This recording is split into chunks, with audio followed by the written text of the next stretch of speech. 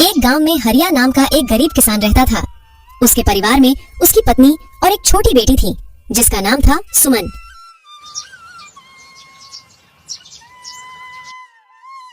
हरिया की अपनी कोई जमीन नहीं थी, इसलिए वह दूसरों की जमीन पर खेती करता और जो कुछ पैसे मिलते उससे अपने घर का गुजारा करता था।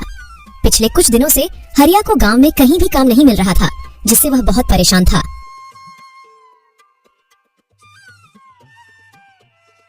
आज कुछ कमा के लाए हो या नहीं? घर में खाने के लिए और कुछ नहीं बचा है, बस थोड़े से दाल चावल बचे थे, उसकी मैंने खिचड़ी पका दी है। पिछले कई दिनों से गांव में कोई काम नहीं मिल रहा है। लोगों का कहना है कि अभी इस महीने उनके पास करवाने को कोई काम नहीं है। जब फसलों की कटाई शुरू होगी तब काम मिलेगा। अब मैं तो यह सोचकर परेशान हूँ कि इस महीने अगर कोई काम नहीं मिला तो सबके खाने पीने का जुगाड़ मैं कैसे करूँगा। आप चिंता मत करो, भगवान हमारी मदद जरूर करेंगे। पापा, इस बार गांव में जो मेला लगेगा उसमें आप मुझे गुड़िया दिलाओगे ना? अगली बार तो आपने यह कहा था कि अभी मैं बहुत छोटी हूँ, अगले साल तक मैं बड़ी हो जाऊंगी। अब तो मैं बड़ी हो गई हूँ, तो अब तो मुझे गुड़िया दिलाओगे ना? हाँ बेटा, इस साल मैं तुम्हें जरूर गुड़िया दिलाऊंगा। खाना खा लीजिए, ठंडा हो रहा है।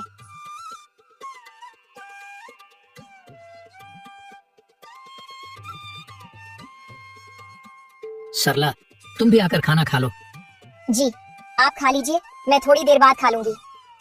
हरिया और उसकी बेटी दोनों खाना खा लेते हैं। तभी उनके दरवाजे पर एक संत की दस्तक होती है। कोई तो कुछ खाने को दे दो, भगवान तुम्हारा भला करेगा। संत की आवाज सुनकर हरिया और उसकी पत्नी बाहर आते हैं। बेटा, क्या तुम्हारे पास खाने को कुछ है? बाबा, हमारे पास तो खुद के खाने के लिए भी ठीक से खाना नहीं हो पाता। हम आपको कहाँ से देंगे? थोड़ी सी खिचड़ी पकाई थी, वह भी मैं अभी खा लिया हूँ। अब हमारे पास कुछ भी नहीं है। रुकिए बाबा, अभी मेरे हिस्से का खाना बचा हुआ है, मैं अभी लेकर आती हूँ। पर सरला, तुम अगर यह खाना बाबा को दे दोगी तो तुम क्या खाओगी? बर्तन में तो बस थोड़ी से ही चावल बचे हैं। आप इसकी चिंता मत कीजिए, मैं भूखी रह लूंगी, लेकिन अपने घर के आंगन से मैं किसी संत को भूखा नहीं जाने दे सकती, इससे मुझे पाप लगेगा। ठीक है सरला, जैसी तुम्हारी इच्छा। सरला अपने हिस्से का खाना लाकर बाबा को दे देती है और बाबा उस खाने को खा लेते हैं।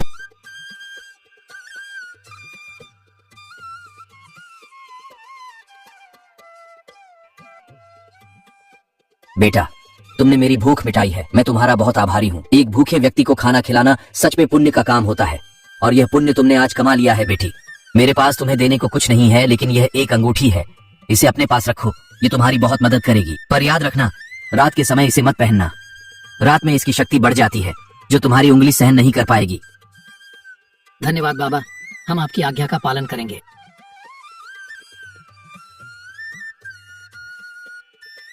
संत के जाने के बाद हरिया अंगूठी को देखकर सरला से कहता है, इस अंगूठी में ऐसा क्या है जो बाबा ने हमें इसे देने के लिए चुना? शायद ये हमारे अच्छे कर्मों का फल है। आपने सुना तो होगा ना, हमारे अच्छे और बुरे कर्मों का फल हमें जरूर मिलता है। चलिए अब अंदर चलते हैं। पर सरला, अपने हिस्से का खाना तो तुमने बाबा को दे दिया, अब तुम क्या खाओगी? काश हमारे पास थोड़े से और चावल होते। जैसे ही हरिया यह बात कहता है, अंगूठी में एक चमक सी उठती है और हरिया के सामने तुरंत एक चावल की प्लेट आ जाती है। सरला, यह देखो, जैसे ही मैंने चावल का नाम लिया, यहाँ चावल प्रकट हो गया।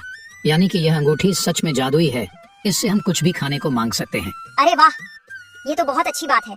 तो आप इससे थोड़ी पूरी सब्जी मांगे ना, मेरा काफी दिन से पूरी सब्जी खाने का मन कर रहा था। ठीक है सरला, मैं अभी मांग कर देखता हूँ। हे अंगूठी, हमें थोड़ी सी पूरी सब्जी दे दो। हरिया के कहते ही फिर से अंगूठी में एक चमक सी उठती है और हरिया के सामने पूरी सब्जी की प्लेट आ जाती है। उसको देखकर सरला और हरिया बहुत खुश हो जाते हैं। अरे वाह, कितने दिनों बाद आज पूरी सब्जी देखने को मिली है। चलो अब हम सब बैठकर इसे खाते हैं। ऐसे वह सभी उस दिन भर पेट भोजन करते हैं। अगले दिन सुबह, पापा, आज गांव में बहुत बड़ा मेला लगने वाला है, मैंने अपने दोस्तों से सुना था। आज आप मुझे गुड़िया दिलाओगे ना? हाँ मेरी प्यारी गुड़िया, इस बार मैं तुम्हें जरूर गुड़िया दिलाऊंगा। सरला, तुम मेरी प्यारी गुड़िया को तैयार कर दो और तुम भी तैयार हो जाओ। हम सब आज उस बड़े मेले में जाएंगे जहाँ जाने के लिए हम अक्सर सपने देखा करते थे। सभी तैयार हो जाते हैं। फिर हरिया अंगूठी से कुछ पैसे मांगता है और उसके हाथ में पैसे आ जाते हैं और फिर वह सब मेले की ओर निकल पड़ते हैं। उस गांव में हर साल एक बहुत बड़ा मेला लगता था, जिसमें दूर दूर के गांव से व्यापारी आते थे। उस मेले में तरह तरह की चीज मिलती थी। पापा, वो वो देखो गुड़िया की दुकान, मुझे गुड़िया दिला दो ना। भैया जरा ये वाली गुड़िया दिखाना। ये लो मेरी प्यारी गुड़िया, ये तुम्हारे लिए। पापा ये तो बहुत ही सुंदर गुड़िया है। भैया कितना दाम है इस गुड़िया का? जी 50 रुपए। ये लो भैया इस गुड़िया के पैसे। सरला तुम भी अपने लिए कुछ पसंद कर लो, वहाँ देखो कितनी सुंदर साड़ी की दुकान है, चलो वहाँ से तुम्हारे लिए साड़ियाँ भी पसंद करते हैं। भैया जरा वह वाली साड़ी दिखाना। अरे भैया वह साड़ी बहुत महंगी है, तुम उसे नहीं खरीद पाओगे, कोई सस्ती सी साड़ी देख लो इनमें से। नहीं भैया हमें वही साड़ी देखनी है, आप वही साड़ी दिखाओ। सरला तुम्हें ये साड़ी कैसी लगी? ये साड़ी तो बहुत अच्छी है पर महंगी भी बहुत होगी। सरला तुम इसकी चिंता मत करो, बस तुम ये बताओ तुम्हें ये साड़ी पसंद तो है ना? हाँ जी साड़ी तो बहुत पसंद आई। भैया इस साड़ी का क्या दाम है? यह 1500 की साड़ी है। ठीक है भैया ये लीजिए 1500 और ये साड़ी हमारे लिए पैक कर दीजिए। हरिया साड़ी को खरीद लेता है। हरिया ने उस मेले में से और भी काफी सारे सामान खरीदे। इस मेले में रामचंद्र के 2 नौकर मोहन और प्यारे भी आए हुए थे। रामचंद्र गांव का सबसे अमीर सेठ था और मोहन और प्यार उसके नौकर। जब मोहन और प्यारे ने हरिया को बहुत सारा सामान खरीदते हुए देखा तो वे दोनों आश्चर्य में हो जाते हैं। मोहन ये देख, ये तो वही हरिया है ना जो अक्सर अपने गरीबी पर पूरे गांव घर में रोता रहता है। ये देख कैसे सामान खरीद रहा है, आखिर इसके पास इतने सारे पैसे कहाँ से आए? हाँ प्यारे, यह तो वही गरीब किसान हरिया है। अभी 2 दिन पहले ही तो यह सेठ जी से काम मांगने आया था, पर सेठ जी ने इसे काम देने से मना कर दिया था। चल उसी से पूछ कर देखते हैं। दोनों हरिया के पास आते हैं। और भाई हरिया, कैसी चल रही है खरीदारी? लगता है बहुत सामान खरीदा है आज। हरिया जादुई अंगूठी की बात को छुपाते हुए कहता है, नहीं भाई बस वह थोड़ा बहुत घर के लिए सामान है बस, और कुछ नहीं। अच्छा हरिया भाई, तुम तो 2 दिन पहले तो सेठ जी से काम मांगने आए थे ना, लगता है तुम्हें कहीं पर काम मिल गया है। हाँ भैया कहीं और काम मिल गया था तो बस उसी से बच्चों को मेला घुमाने ले आया। अच्छा हरिया भाई, तुम करो खरीदारी, हम चलते हैं। दोनों नौकर वहाँ से चले जाते हैं। हरिया का परिवार मेला घूमने के बाद घर आ जाता है। आज उनके परिवार के चेहरे पर अलग ही चमकते सभी बहुत खुश थे। पापा आज तो मेरे पास बहुत सारे खिलौने हैं, अब मैं अपने दोस्तों को ये खिलौने दिखाऊंगी। मेरे पास भी बहुत सारे खिलौने हो गए हैं। हाँ बेटा क्यों नहीं, अब से तुम्हें जो भी चीज चाहिए तुम अपने पापा से मांग लेना, वह तुम्हें मना नहीं करेंगे। इस तरह हरिया के दिन हंसी खुशी गुजर रहे थे। हरिया ने अंगूठी की मदद से अपने घर के हालातों को सुधार लिया और अंगूठी से कुछ पैसे मांगकर गांव में उसने एक कपड़े की दुकान खोली। दुकान खोलने के साथ ही हरिया की दुकान चल पड़ी। उसकी दुकान पर तरह तरह के कपड़े थे, एक से बढ़कर एक। ये सब हरिया ने उस अंगूठी की मदद से हासिल किए थे। नए नए डिजाइन के कपड़े होने की वजह से हरिया की दुकान पर अक्सर ही लोग की भीड़ रहा करती थी। अब यह बात धीरे धीरे पूरे गांव भर में फैल रही थी कि हरिया जो कितना गरीब था वह अचानक से अमीर हो गया है और उसने गांव में एक बहुत बड़ी कपड़े की दुकान खोली है। अरे भाई, मैंने सुना है कि हरिया ने गांव में कोई दुकान खोली है। हाँ भाई मैंने भी सुना है, हरिया ने बहुत बड़ी दुकान खोली है। अरे भाई, मैं तो उसकी दुकान को देखकर भी आया हूँ। हरिया ने वाकई में बहुत बड़ी दुकान खोली है और उसके पास नई नई प्रकार के कपड़े हैं। अच्छा आखिर ये कैसे हुआ? हरिया के पास दुकान खोलने के लिए इतने पैसे आए कहाँ से? भाई इस बारे में तो मुझे नहीं पता, बस मुझे इतना ही पता है कि उसमें गांव में एक बहुत बड़ी कपड़े की दुकान खोली है। हे भगवान, काश मेरे पास भी इतने पैसे होते तो मैं भी अपना कोई छोटा सा कारोबार खोल लेता। अरे भाई पैसे नहीं है तो तुम अब हरिया से उधार ले लो। हरिया दिल का बहुत नेक इंसान है, वह तुम्हें जरूर उधार दे देगा। हाँ तुम ठीक कहते हो, मैं हरिया से एक बार बात करके देखता हूँ। यार कुछ पैसे तो मुझे भी चाहिए थे, मुझे भी अपना छोटा सा कारोबार शुरू करना है। क्यों ना हम कल हरिया से बात करके देखें, क्या पता हरिया ही हमारी कुछ मदद कर दे। वह लोग इतनी बातें कर ही रहे थे, तभी उन्होंने देखा कि हरिया वहीं से गुजर रहा था। रामू ने हरिया को आवाज लगाई, अरे हरिया भाई कहाँ जा रहे हो? कहीं नहीं भाई, बस तुम्हारे पास ही आ रहा था। बहुत दिन हो गए थे तुमसे मिले, सोचा तुमसे भी मिलता हूँ। हरिया भाई मैंने सुना है कि तुमने कपड़े की बहुत ही बड़ी दुकान खोली है।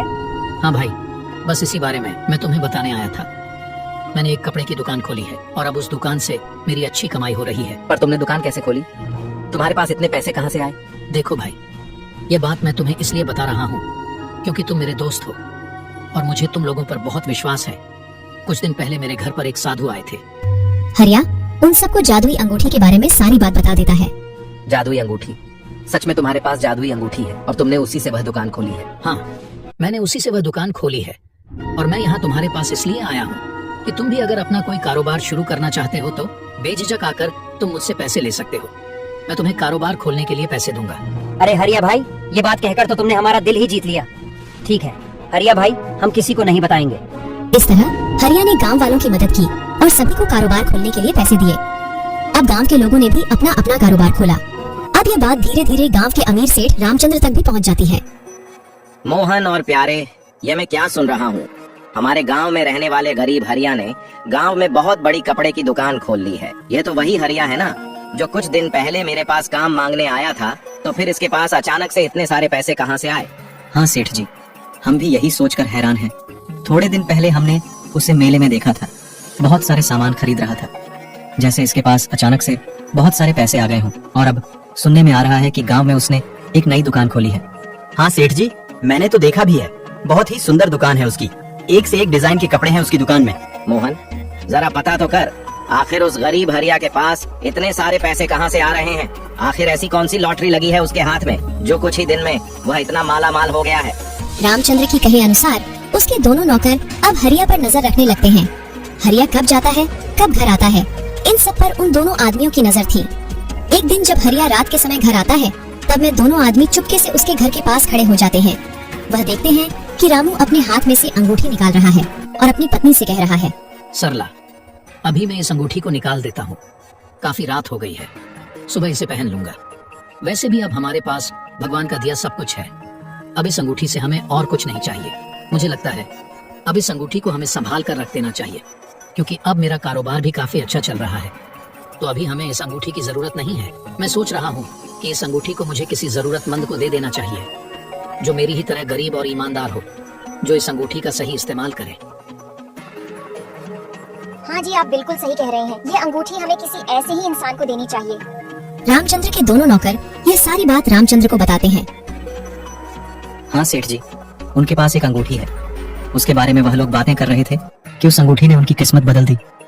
अच्छा तो ये बात है, लेकिन एक अंगूठी की वजह से ऐसा कैसे हो सकता है? क्या वह कोई जादुई अंगूठी है? क्या उस अंगूठी ने हरिया को पैसे दिए हैं? जाओ, इसका पता लगाओ। अगले दिन फिर वह दोनों आदमी चुपके से हरिया के घर आते हैं और हरिया और उसकी पत्नी की बातचीत को सुनते हैं। सुनिए, मुझे एक बहुत ही सुंदर गुलाबी रंग की साड़ी चाहिए। आप इस अंगूठी से मांग लीजिए ना। तुम्हारे पास इतनी सारी साड़ियाँ तो है, फिर तुम्हें गुलाबी रंग की साड़ी क्यों चाहिए? और दुकान में भी काफी सारी साड़ियाँ रखी है, जाकर दुकान में से पसंद कर लो। नहीं, मेरे पास एक भी गुलाबी रंग की साड़ी नहीं है और मुझे एक ऐसी साड़ी चाहिए जो अभी तक दुकान में भी नहीं है। आप इस अंगूठी से गुलाबी रंग की साड़ी मांग कर देखिए ना। हरिया अंगूठी से गुलाबी कलर की साड़ी मांगता है और गुलाबी कलर की साड़ी प्रकट हो जाती है। यह देखकर दोनों नौकर बहुत आश्चर्य में हो जाते हैं और यह बातें जाकर वह दोनों रामचंद्र सेठ को बताते हैं। अच्छा, तो उस हरिया ने अंगूठी के सामने साड़ी बोला और अंगूठी में साड़ी निकल आई। अब तो पक्का हो गया है, वह कोई जादुई अंगूठी है। तुमने कहा था कि रात के समय वह हरिया अंगूठी को अपने उंगली में से निकाल देता है। हाँ सेठ जी, वह अंगूठी को निकालकर अपने टेबल पर रख देता है। तो ठीक है, उस अंगूठी को हासिल करने का सबसे सही वक्त रात का है। मैं रात को ही उस हरिया के घर जाऊंगा। ऐसा सोचकर रामचंद्र रात के समय चुपके से हरिया के घर पहुंच जाता है। रात के समय वह अंगूठी का तेज बहुत ज्यादा था, वह अलग ही चमक रही थी।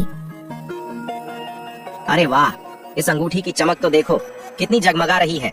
आखिरकार यही है वह जादुई अंगूठी जिससे यह हरिया अमीर हुआ है।